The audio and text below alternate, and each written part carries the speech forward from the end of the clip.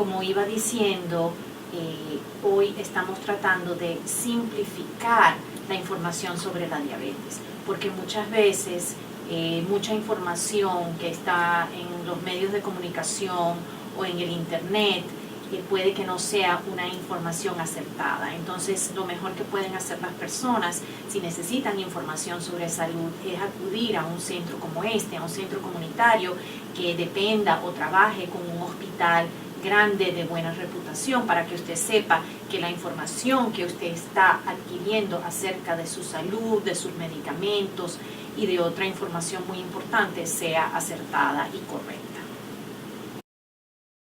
Lo que estoy diciendo es que vamos a hablar sobre todo hoy de la diabetes tipo 2, no de la diabetes tipo 1. En algunos momentos voy a hacer referencia a la diabetes tipo 1 y a las diferencias con la diabetes tipo 2, pero en general todo se va a basar en la diabetes tipo 2.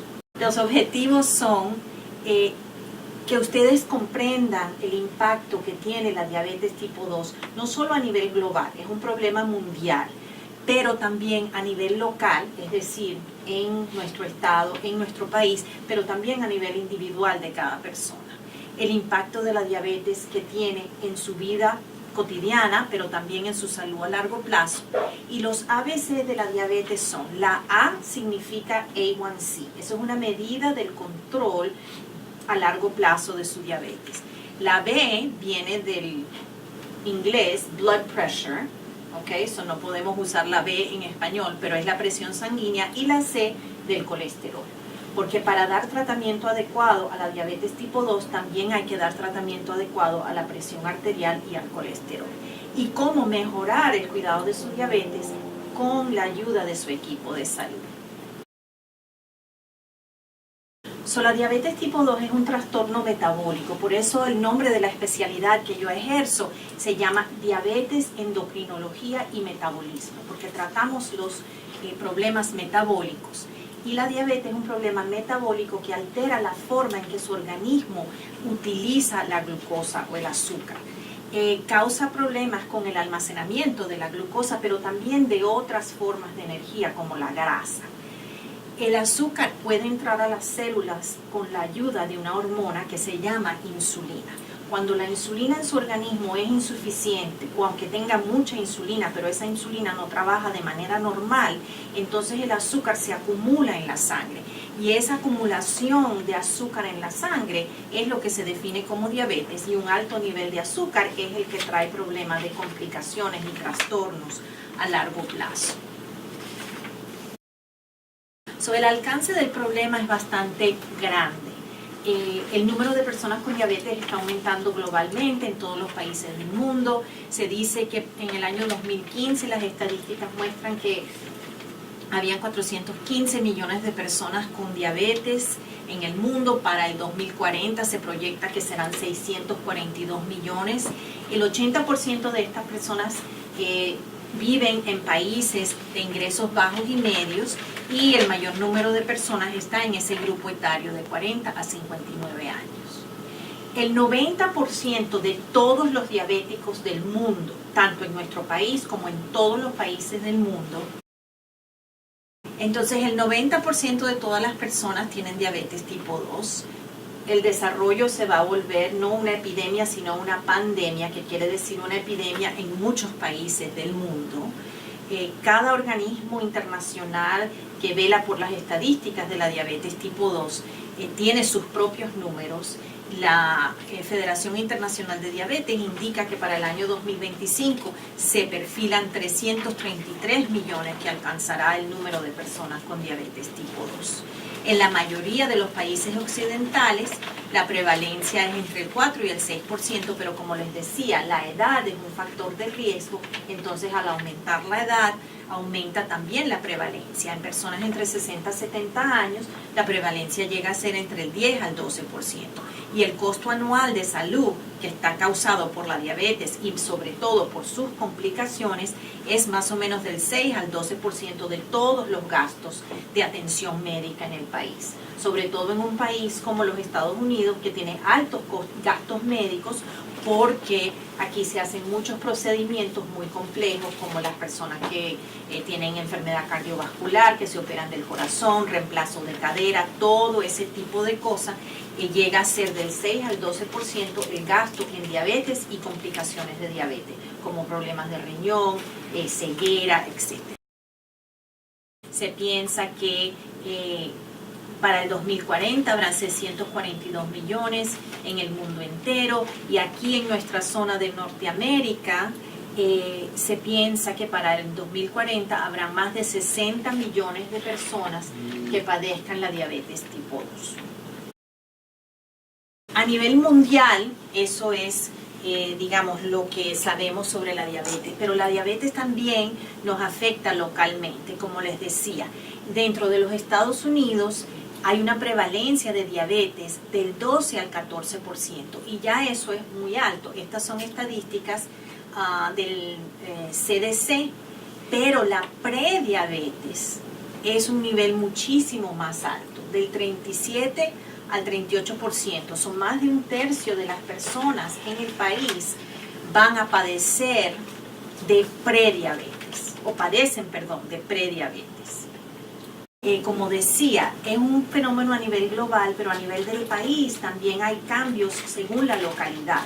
Y por ejemplo en el Bronx, donde hay una gran población de grupos de etnias minoritarias, la prevalencia de la diabetes tipo 2 aumenta en lugares como por ejemplo el Bronx, que es el borough de los 5 de Nueva York, que tiene una de las mayores incidencias de diabetes tipo 2. Son los 10 países con el número mayor de adultos con diabetes. Son China, India y Estados Unidos, son los top 3, pero también depende del tamaño del país, porque entonces el porcentaje se mantiene igual, pero el número absoluto de personas con diabetes es muy alto. En los Estados Unidos, 29.3 millones, y en países latinoamericanos como México y Brasil, también cada uno tiene más de 10 millones de personas con diabetes. Entonces, aquí esto es un estimado de las personas en este grupo de edad con entre de 20 a 79 años. Esta es la prevalencia en adultos entre edades de 20 a 79 años, y la prevalencia, si ven los colores, color morado fuerte, se ve que más del 10% de personas padecen de diabetes en esos países que están representados en ese color. Ahora, yo les hablé brevemente de la prediabetes. Otra manera de llamarla prediabetes es intolerancia a la glucosa. Y sabemos que también en los mismos países que padecen alta incidencia de diabetes, también padecen alta incidencia de prediabetes. Ok, el impacto individual de la diabetes tipo 2. El diagnóstico, cuando una persona la diagnostican, puede ser una cosa aterradora. Sobre todo porque la diabetes es una situación familiar. Muchas veces en nuestras familias tenemos padres, abuelos, tíos, hermanos inclusive, que han padecido la enfermedad y a lo mejor no les ha ido bien, a lo mejor han tenido complicaciones. Entonces uno piensa que a uno o a la persona diagnosticada también le pueden dar esas complicaciones. Uno teme por el impacto que va a tener en la salud a largo plazo, pero también en la vida cotidiana. Lo mejor que se puede hacer ante un diagnóstico de diabetes tipo 2 es aprender. Aprender es clave. La educación sobre la diabetes es clave para que ese cuidado de la diabetes se convierta en parte de su rutina diaria. Pero la educación tiene que venir de los sitios adecuados. No se puede ir al internet a leer cualquier cosa, a tomar en cuenta cualquier cosa, que pueden ser medias verdades, pueden ser cosas erradas, conocimientos errados. Entonces, si usted quiere aprender sobre la diabetes, tiene que ser en un lugar como este, donde se sabe que los conocimientos que le están impartiendo son reales y verdaderos y comprobados. Entonces, la diabetes es una condición médica crónica que requiere tratamiento de por vida para mantener su azúcar lo más normal posible. Se sabe que la diabetes no es curable, es controlable. Se pueden controlar el azúcar a través de su dieta, su estilo de vida, pero no es una cosa curable, porque inclusive en los pacientes que les va muy bien, que pierden peso, hacen ejercicio y hacen todo lo que tienen que hacer, si algún día dejan de hacerlo, el azúcar vuelve a subir rápidamente. Entonces se sabe que la enfermedad no estaba curada, estaba controlada. Al llegar a un descontrol, vuelve a subir el azúcar. Entonces, estas medidas de autocuidado, de self-care, como se dice en inglés, es una cuestión permanente, para toda la vida. Claro que también inciden los medicamentos, pero lo más importante es controlar el azúcar en la sangre para minimizar el riesgo de las complicaciones. Como decía, hace décadas se pensaba que el diagnóstico de diabetes implicaba complicaciones.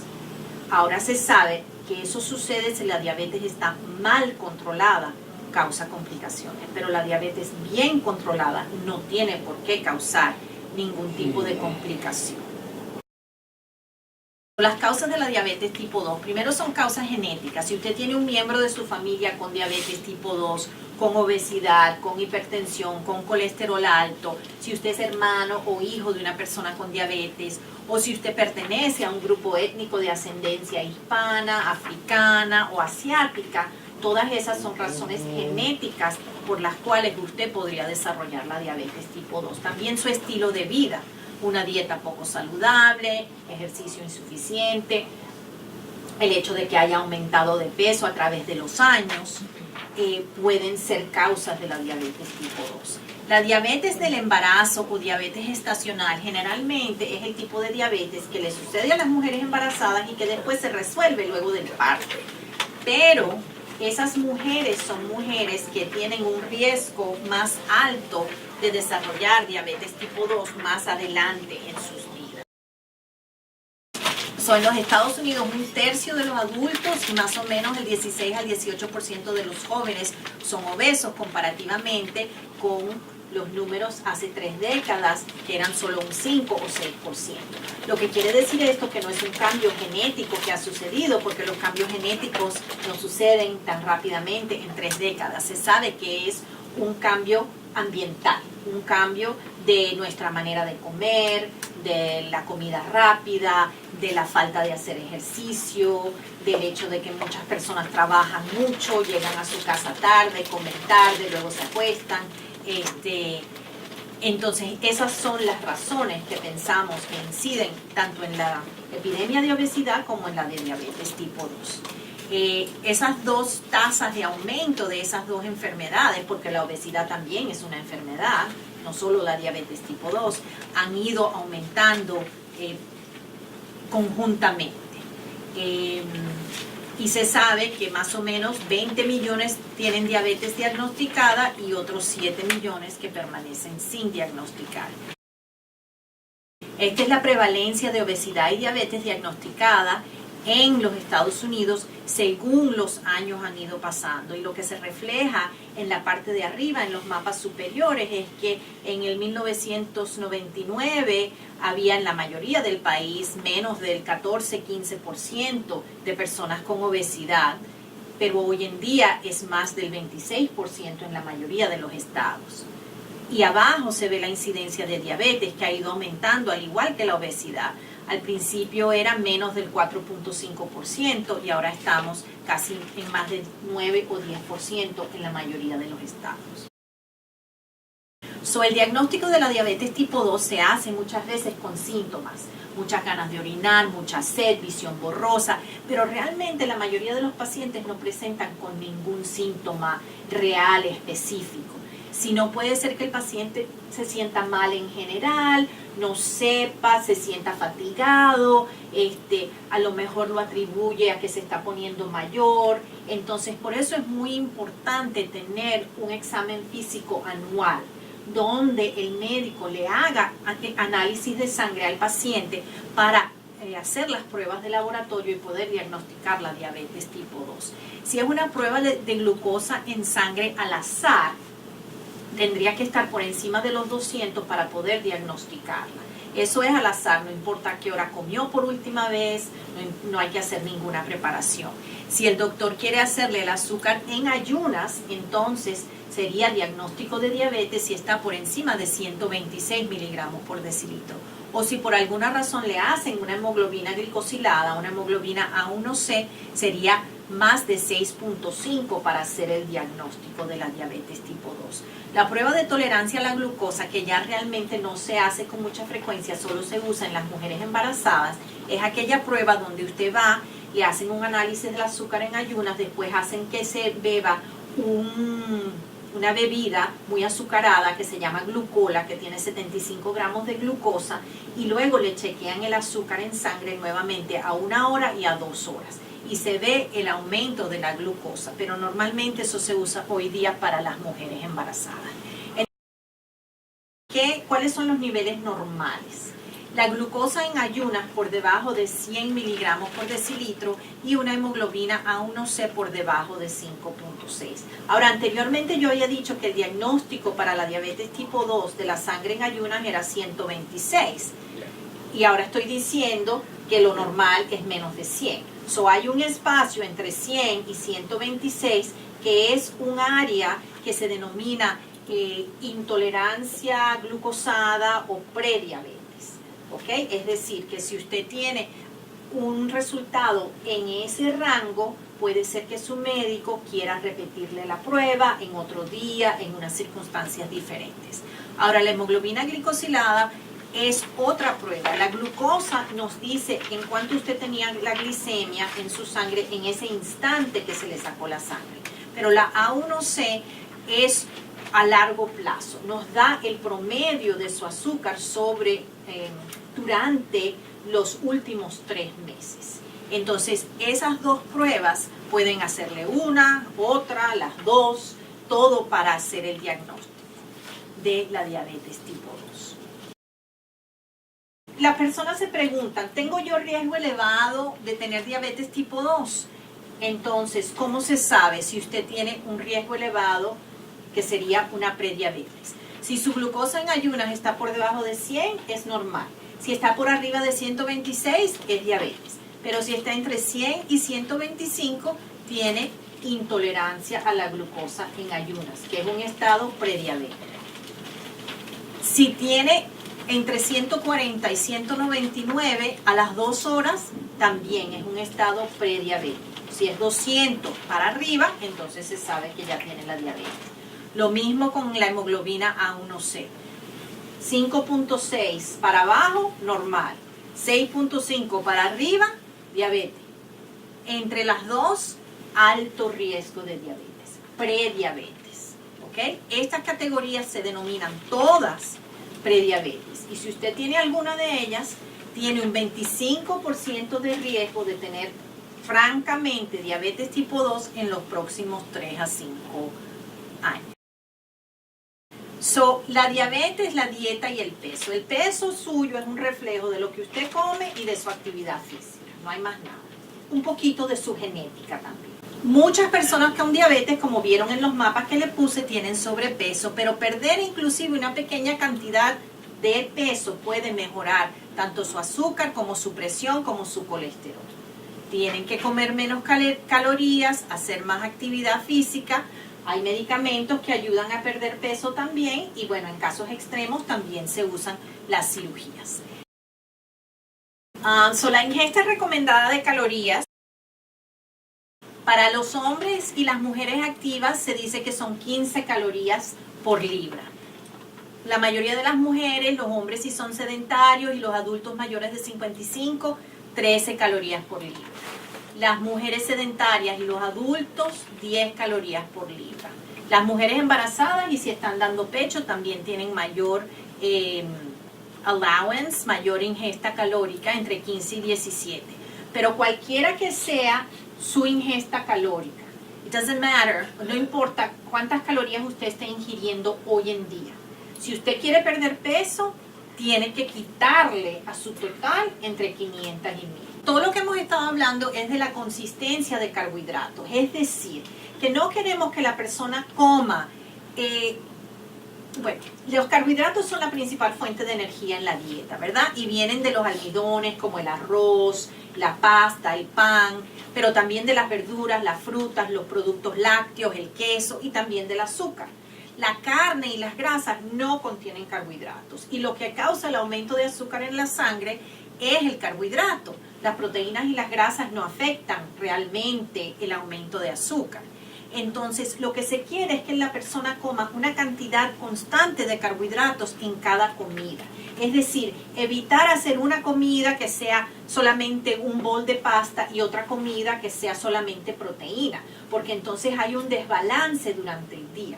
Entonces, en cada comida se debe ingerir un balance tanto de almidón como de carbohidratos como de grasas saludables, ¿verdad? Entonces estábamos dando los distintos ejemplos de una manzana, no comerla sola, sino comerla con nueces o comerla con un pedazo de queso, también de si se va a comer algo como arroz o pasta, que la cantidad sea menor y complementarlo con unas verduras que tengan fibra para que entonces al digerir el carbohidrato con la fibra no aumenta tanto la glicemia, ¿ok? Y también es importante el horario de las comidas y el conteo de carbohidratos, como decía, a lo largo del día. Entonces, ¿qué debería comer? Como te estaba diciendo, hay muchas dietas. Dieta baja en grasa, baja en carbohidratos, mediterránea, vegetariana, vegana, paleo, keto, todas, ¿right? Pero la mayoría de nosotros no quiere hacer una dieta. Lo que queremos es cambiar poco a poco el estilo de vida para entonces seguir comiendo de la misma manera. Siempre hay que consumir carbohidratos que vienen de frutas, verduras, los granos enteros, las legumbres, la leche y los productos lácteos bajos en grasa.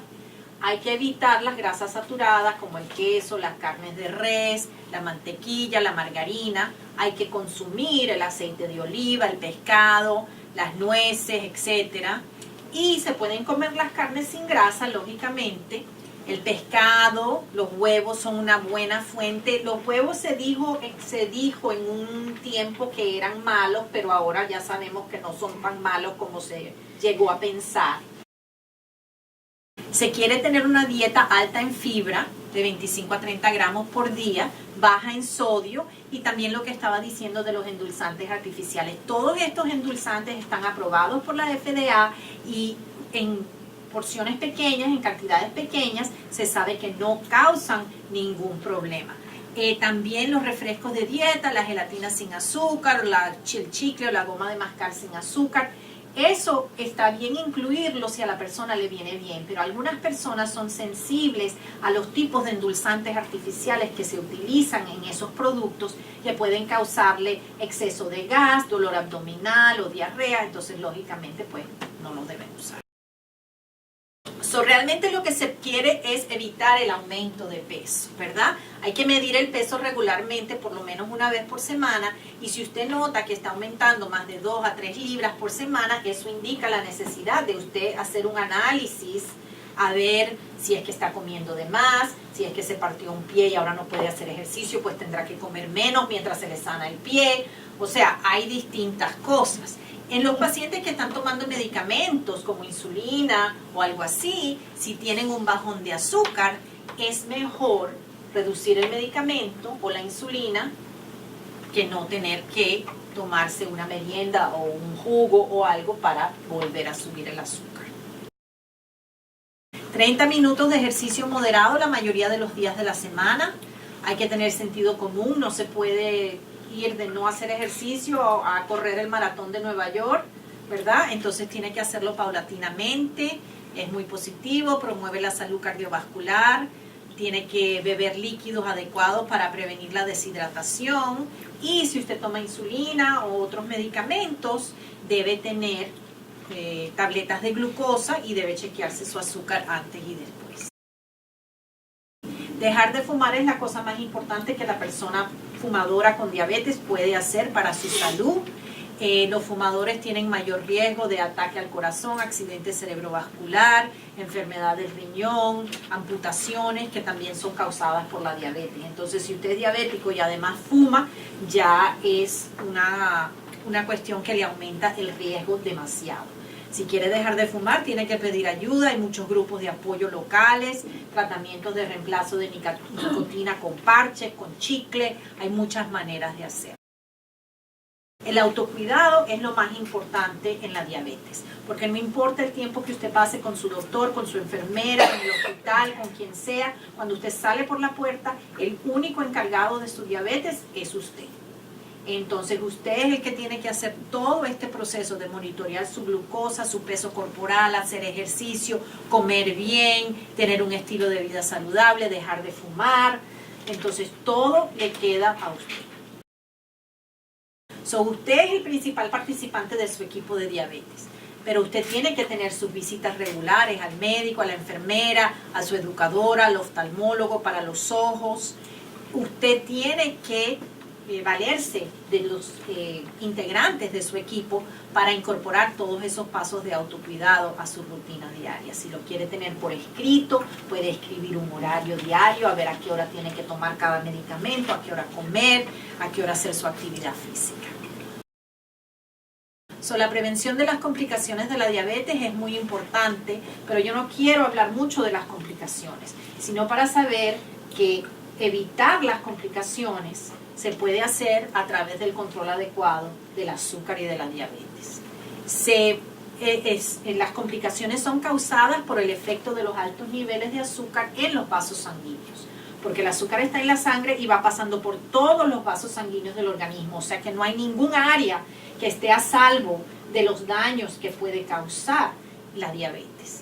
Se pueden prevenir mediante el control del A1C, o sea, del azúcar, de la presión arterial y del colesterol, y lógicamente se previenen al tener su atención médica constante. El A1C se monitorea chequeando sus azúcares en la casa con su maquinita. Debe estar en ese rango en ayunas entre 80 y 120. Puncharse el dedo en la casa tratando de que el azúcar en ayunas esté entre 80 a 120. Para las personas un poquito mayores, a veces 80 se considera muy baja, entonces decimos maybe entre 100 a 120 o hasta 140. Chequear o monitorear el A1C en las visitas de atención médica se quiere que esté por debajo de 7 de manera consistente, que implica un promedio de la glucosa a 150. El control de la presión arterial ayuda a prevenir estas complicaciones cardiovasculares como el ataque al corazón, el accidente cerebrovascular, los problemas con los riñones y los ojos. La presión arterial óptima es por debajo de 130/90. Hay que hacer una dieta de bajo consumo de sal, por debajo de 2000 miligramos al día, comer más frutas, verduras, pescado y fibra, hacer ejercicio, perder peso, reducir el consumo de alcohol también para controlar la presión. Estas son las mismas normas más o menos para controlar el azúcar, para controlar la presión y para controlar también el colesterol. Controlar el colesterol también es muy importante porque aumenta el riesgo de la enfermedad cardiovascular también. Los factores de riesgo son ser hombre, ser de género masculino, tener una historia de enfermedad coronaria en la familia. El colesterol total se quiere que esté por debajo de 200. El colesterol LDL, que también se conoce como el malo, es por debajo de 100. Y el bueno queremos que esté lo más alto posible, entonces que esté por encima de 40 o por encima de 60 sería excelente, y los triglicéridos normales tendrían que estar por debajo de 150. Este es la última diapositiva, pero lo que contiene es lo que les vengo diciendo durante toda la hora, que reducir el azúcar o que el buen control de la glicemia reduce la incidencia de las complicaciones.